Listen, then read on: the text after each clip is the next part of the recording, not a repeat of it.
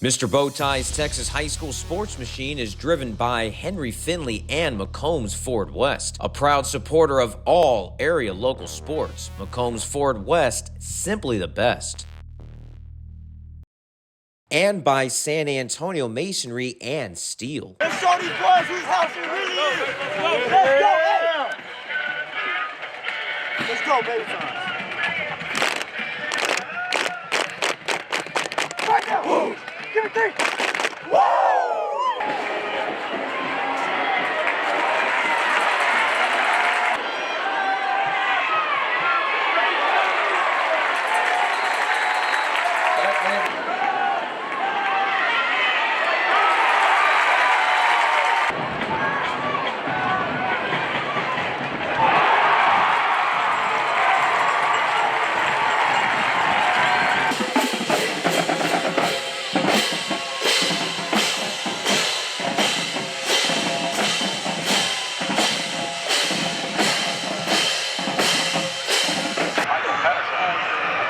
Take a picture.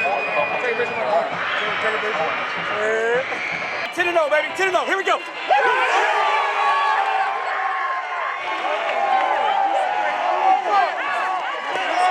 Hey folks, Mr. Bowtie here. Keep banging home that subscribe button on your screen so that way you can stay up to date on all the great area high school and local sports coverage TV, radio, and cheap web streams refuse to cover. And check out my Twitter at Mr. Bowtie 1982. It's fast, it's free, and the UIL will love you if you do it. Thanks so much and enjoy the show.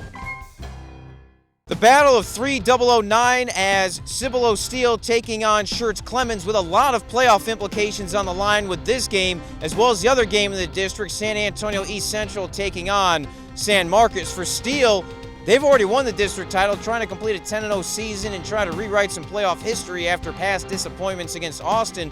For Clemens, they need a win and help to get to the tournament. Let's take a look at the district standings and tell you exactly what needs to be done. If you don't want to sit through the explanation, just check out the description below to fast forward to the highlights of the game. Here are the district standings for 27-6A. Cibolo Steele has won the district title, but they don't know which division they're going to go. New Braunfels will finish second at 4-1. They're going to go D1. Converse Judson is also in the playoffs. They cannot finish lower than fourth as they are good on the tiebreakers. One interesting note is if Judson had not had to forfeit against East Central would already be eliminated from the playoffs, and Steele would already be to Division 1. As far as the final playoff spot, if Steele beats Clemens is out, and the winner of San Marcos, East Central will get the last spot. If Clemens wins, East Central is out, but San Marcos would still be able to get the last spot with a win, meaning San Marcos, no matter what, is in a win and in situation. That's the explanation on how the teams would get in and their seeding. Let's check out all the action presented by McCombs Ford West and San Antonio Masonry and Steel. Head coaches Jared Johnston of Clemens and David Sines of Steel talking before the game. Coaches from both sides wearing purple to honor Glenda Lenhoff, who is battling cancer right now. There she is on the sideline. Always great to see her and wish her best wishes on a quick recovery. That's the Steel Junior ROTC playing football before the game, or at least trying to. Either that or simulating the Houston Texans offense. Storm clouds built up during pregame and lightning flashed overhead throughout the game. It never stormed or rained above the stadium, but it felt like a nighttime storm on the field. Play with emotion, but don't be emotional.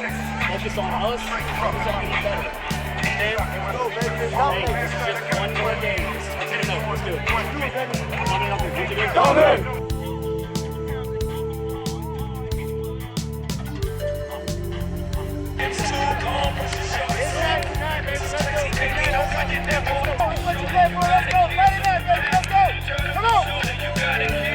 Let's show these boys whose house it really is.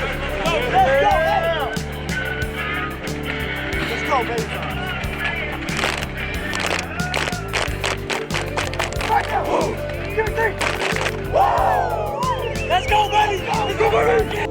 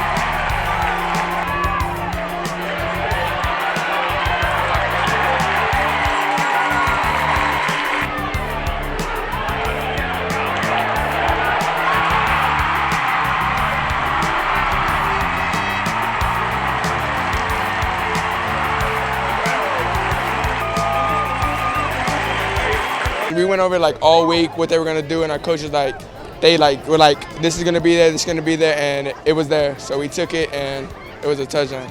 We had gone over on film, and we saw that they wouldn't, if we did a certain type of thing, like act like we're blocking and go, then it would be wide open. We studied all night, and it paid off.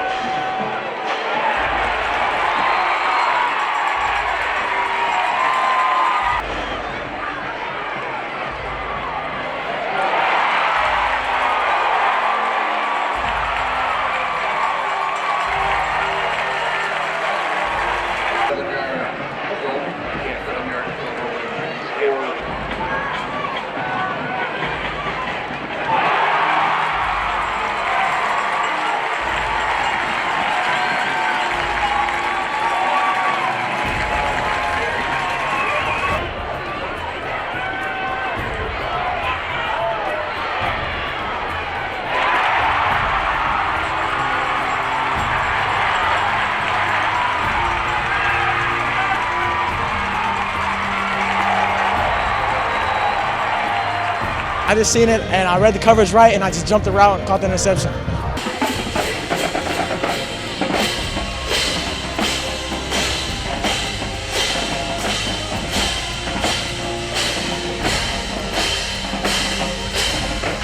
Baby, 10-0, here we go.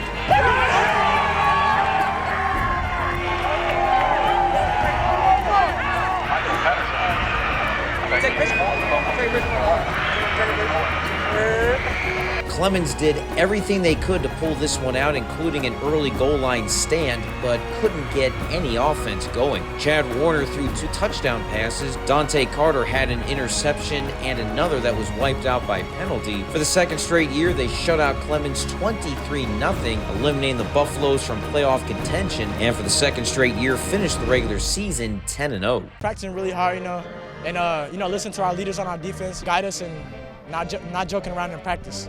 We just got to keep dominating and taking stuff serious, to be honest. We got to keep taking our opponents serious. We got to play together as a team. We got great coaches. We got a great game plan. If we go with that game plan and we play as a team, I feel like we're going to be good and we're going to be okay.